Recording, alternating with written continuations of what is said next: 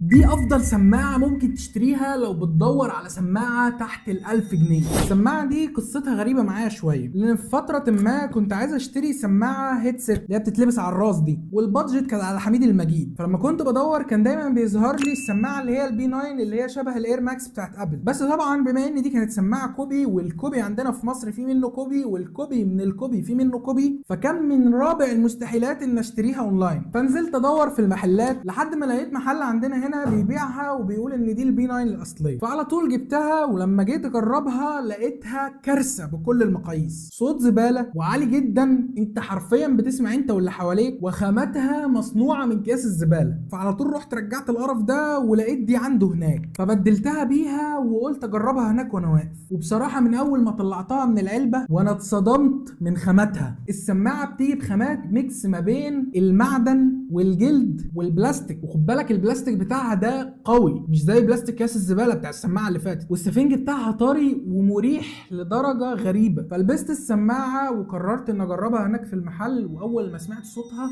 اتفاجئت. السماعه فيها تفاصيل صوت مجنونه، فعلى طول ما فكرتش خدت فرق السعر. خد بالك من خدت فرق السعر وخدت السماعه ومشيت، لان السماعه دي كانت تقريبا ارخص من الثانيه بحوالي 200 جنيه، وفرق شاسع، فرق السما بالارض ما بينهم، اذا كان من ناحيه الخامات او من ناحيه الصوت. وفيها ازرار تحكم زي ما انت شايف كده، وفيها اف ام مود، وفيها مدخل اي او اكس ومايك عشان المكالمات، وفيها مدخل اس دي كارد، وطبعا تقدر تشغلها بلوتوث اكيد. والمفاجاه الاكبر بقى ان صوتها في المكالمات كان رائع، وفوق كل ده بطاريتها ممتازه، بتقعد معاك تقريبا حوالي 8 ساعات، وفي حاله انك مشغلها بوصله الاي او اكس اللي جايه معاها فانت ما بتحتاجش البطاريه في حاجه. بس بصراحه السماعه دي فيها شويه عيوب. اول عيب انها بتيجي بمدخل مايكرو يو اس بي مش تايب سي، وده اللي هيخلينا نروح لتاني عيب، انها بتطول شويه في الشحن، يعني ممكن تقعد معاك من ساعتين ونص ل3 ساعات في الشحن. سعر السماعه دي حوالي 800 جنيه، وده اسمها وده رقم الموديل بتاعها. وحاليا بقالي 5 شهور بستخدم السماعه دي وما ندمتش في لحظه اني اشتريتها، لان مهما اوصف لك جمال السماعه دي وجمال صوت السماعه دي وراحتها في الاستخدام مش هتعرف تحس اللي انا حاسه. بس اهم حاجه اوعى تكون لحد دلوقتي لسه ما عملتش فولو وما تعرفش ان كان معاك اراء من مصر. وسلام.